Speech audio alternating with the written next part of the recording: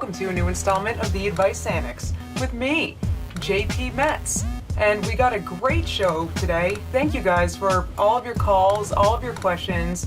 It's very much so appreciated, and I think these questions might help out a lot of listeners out there too, or watchers. That's right, this is on YouTube now too. So thank you guys very much, and I really appreciate you guys sticking with this show and for all your patience.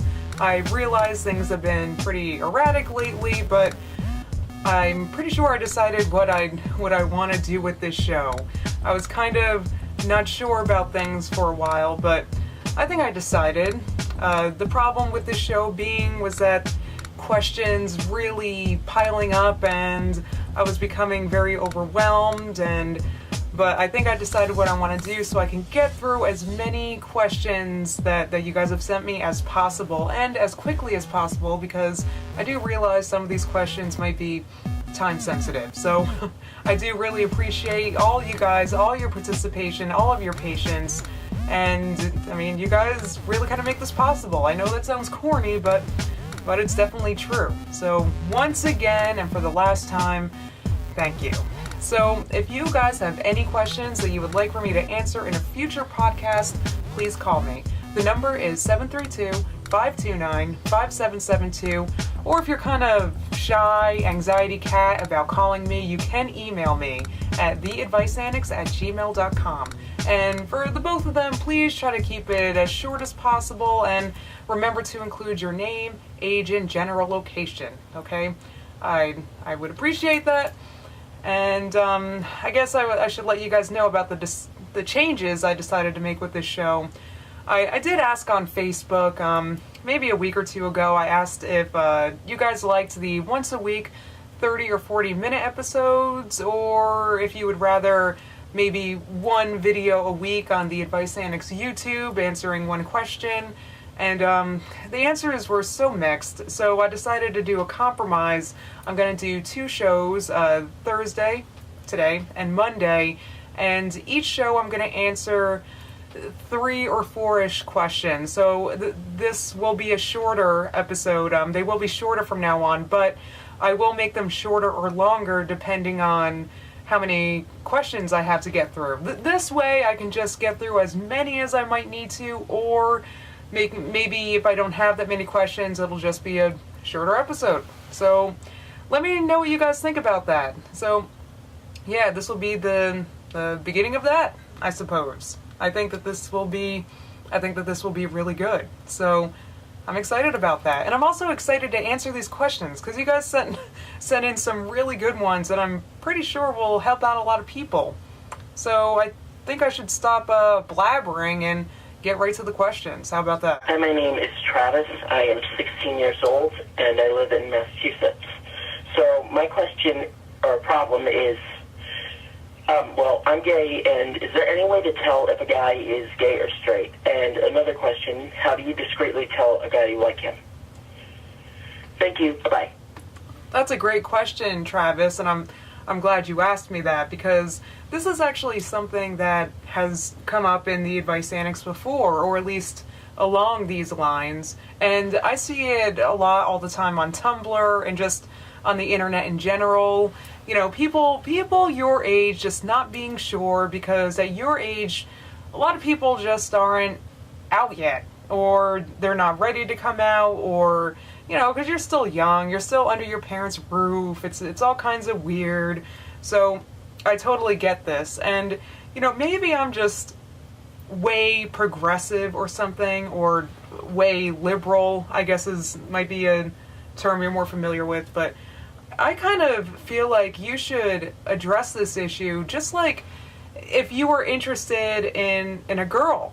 I mean, think about it. Like, if you like a girl, and which I guess that would be more normal, quote, I guess, you still don't know if that girl's gay, or you don't know if that girl's like emotionally unavailable, or if she has a boyfriend. You don't know these things. So, you know, if you like a girl, what would you do? You would get to know her better, right? So I feel like that's generally the answer I have for you. If you don't know much about this guy, you don't even know if he's gay, why don't you try just being more friendly with him and see where it goes? I mean, that's what I would do if I liked a guy. Think about it. You just get to know them better, find out maybe if they have a boyfriend. It doesn't even have to, I mean, you don't have to come up to this guy with a marriage proposal.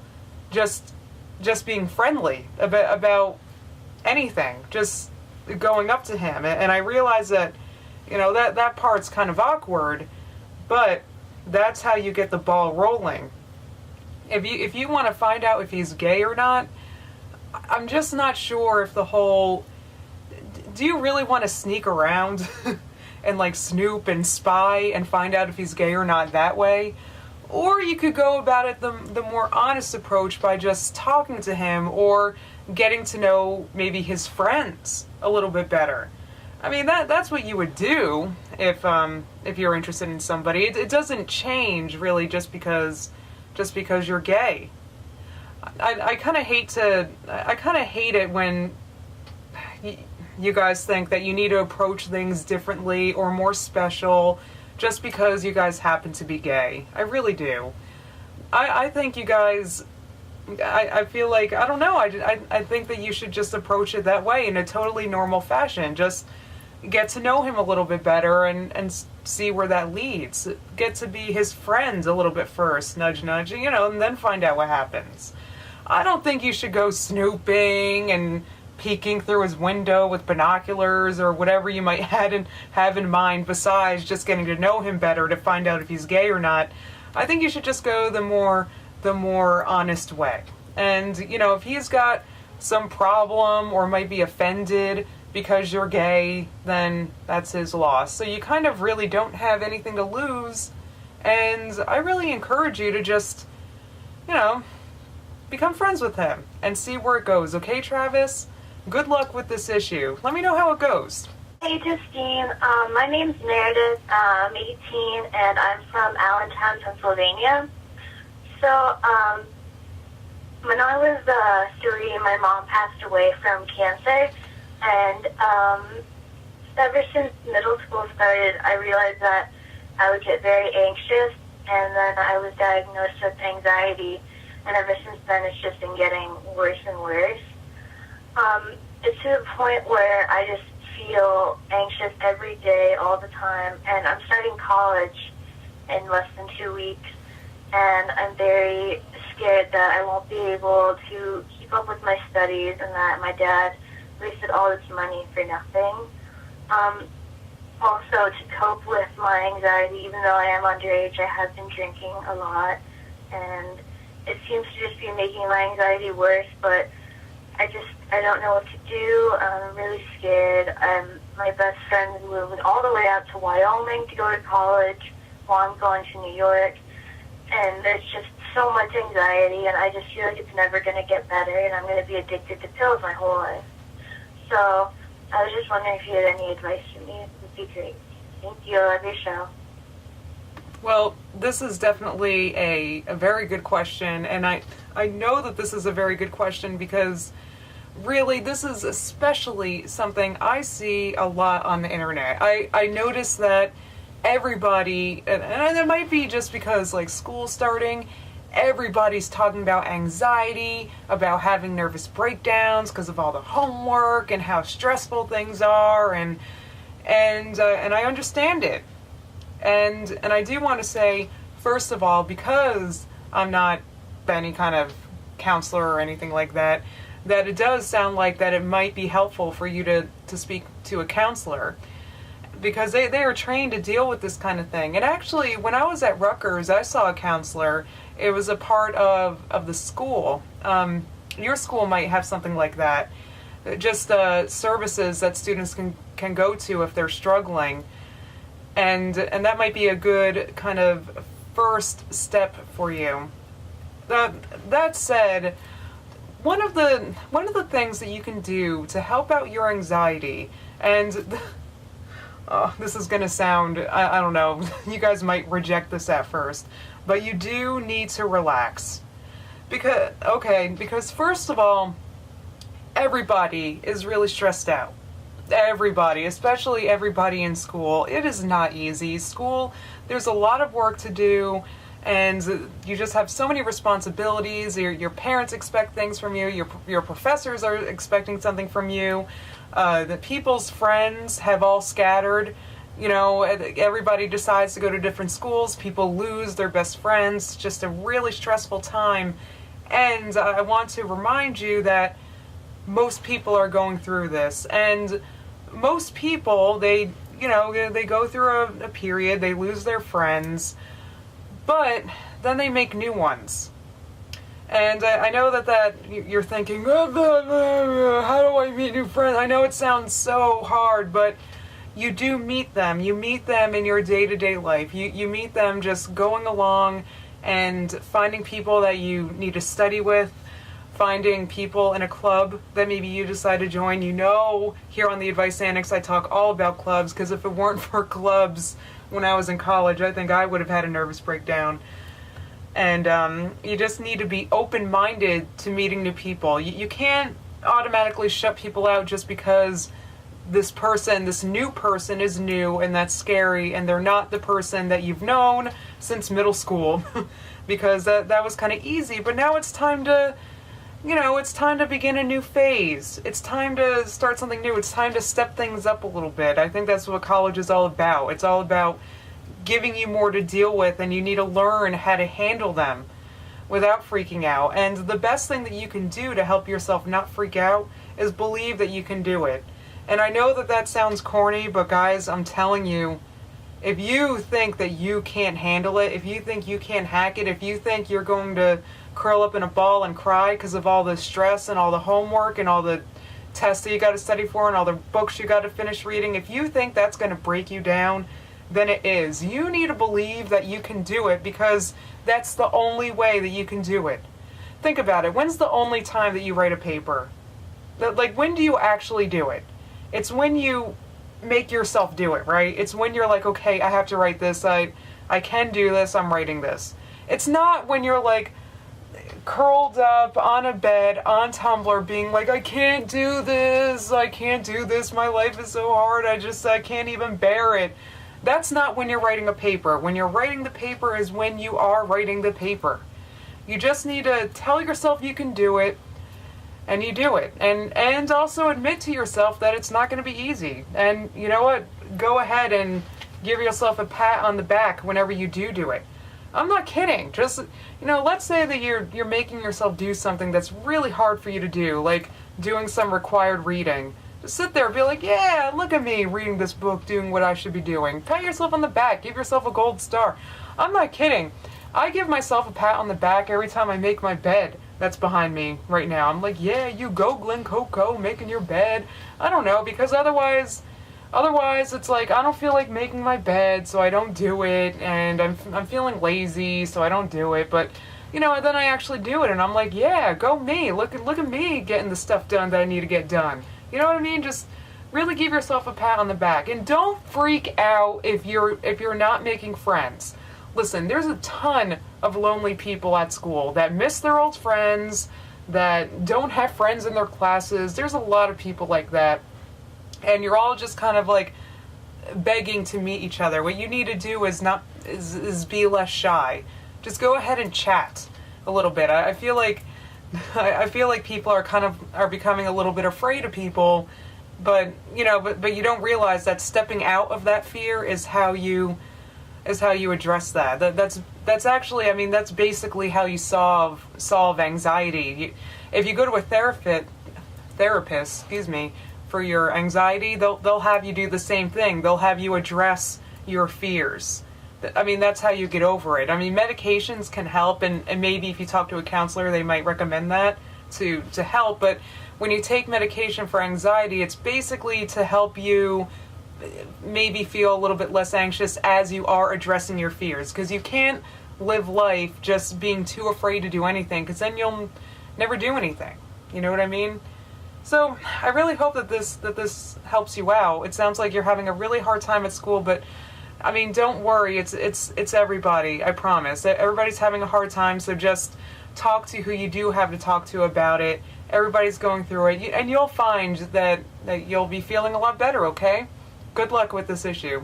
Alright, now I'm going to get to some email questions. Now, if you guys have any questions and you would prefer to email me, the address is theadviceannex@gmail.com. And please try to remember to include your name, age, and general location. Alright, guys? Alright, the first email here comes from Hilary. She's 23, living in Texas. Hilary says, I moved from California to Texas about 10 months ago to live with my long-distance boyfriend of a year and a half. Before the move, I had lost my father and one of my best friends, both to tragic ends. I'm really sorry to hear that, Hilary. But I was also finally becoming happy after many years of depression and anxiety. I had a job and coworkers that I loved, good friends who had been there for me after my father's death, and I had finally moved out from my mom's house. When I met my now boyfriend, I became even happier. My confidence was booming for the first time ever, and I finally decided to move in to be with him, whether or not it was a bad choice or a good choice. After the move, I had found myself going back into a depression, and the panic attacks started coming again. I was/am very lonely. I don't have any friends out here, and a lot of my friends back in California are busy with their jobs and school, so I don't get to talk to them very much. I find myself getting more and more insecure and jealous of my boyfriend. I get jealous knowing he has watched porn and looked at naked pictures online, and I confronted him saying I should be the only one he looks at. He tells me that it's not as bad because some people are physically cheating and whatnot, and I told him that doesn't make it right. My mental state has become worse and worse, and I freak out at my boyfriend and cry at least 3 times a week. We made a pact that he would give up porn and other things if I would cool it and stop freaking out on him. I've considered going back to California because I am hurting myself and my boyfriend, whom I love despite the jealousy. I find myself hesitating about leaving him. My boyfriend doesn't want me to go either, but he doesn't know how to help me other than saying, change your thinking. I don't know what else to do. Should I stick it out and hope for the best, or should I go back home? This was a very good question, Hilary, and I actually feel like it's something I kind of touched on in my last Advice Annex regarding moving. But first, I do want to say that especially since you have a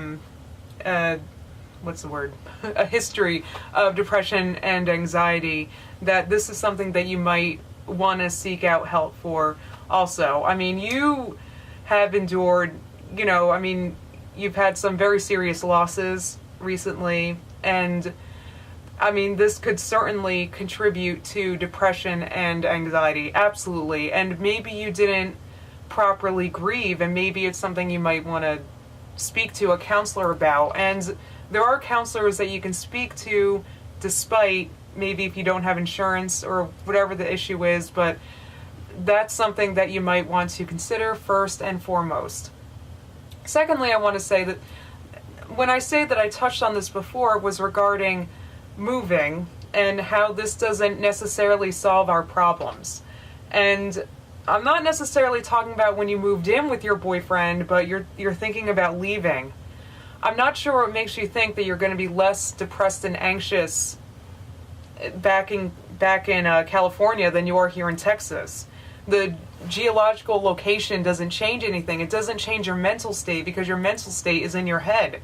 It doesn't mean, your head goes with you when you move. If you're depressed and anxious now, you will be when you move, and maybe you'll be more depressed and anxious because you ended a relationship that you didn't want to end over it. So I think what needs to happen is you need to address the depression and anxiety, because you've said it yourself, it's making you insecure. It's making you very suspicious of your boyfriend when it sounds like there really isn't a need to be. A lot of dudes look at porn. I hate to say it, but it's not because he likes you less. It's just kind of, it's what guys do. Maybe it's just a personal, maybe that's just me. Maybe some people really don't like that, but it's not because he appreciates you less. He's just, it's just what guys do. You know how we paint our nails? It's just kind of like what they do. So I don't think do you really want to give your boyfriend a hard time about that, or do you want to investigate why you've been feeling so insecure? You mentioned that your confidence really boomed when you moved in with your boyfriend, but I want you to consider, is that because it was just kind of a superficial boom? Why? I mean, I'm not sure if being in a relationship should make someone feel more confident, because that's an outside thing. That's not what creates real confidence. Real confidence comes from inside. Real confidence comes from, I know I'm a good person, I like myself. Do you think somebody should like themselves more or less whether or not they're in a relationship? I don't think so either. So what I'm saying is maybe you moved and you were excited because you're out of your mom's house and you really like your boyfriend and this is exciting and look what I did, I'm changing my life.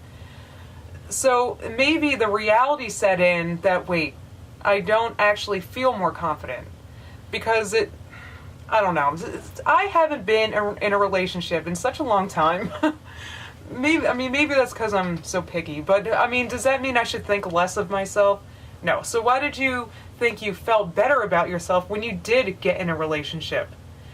What I would like you to do is consider why you've been feeling so depressed and so insecure, and the answer is inside. The answer will come from thinking about it. The answer will be from being okay with being by yourself. I realize you don't have friends out there yet. I mean, you didn't move there that long ago. It'll happen. It'll come.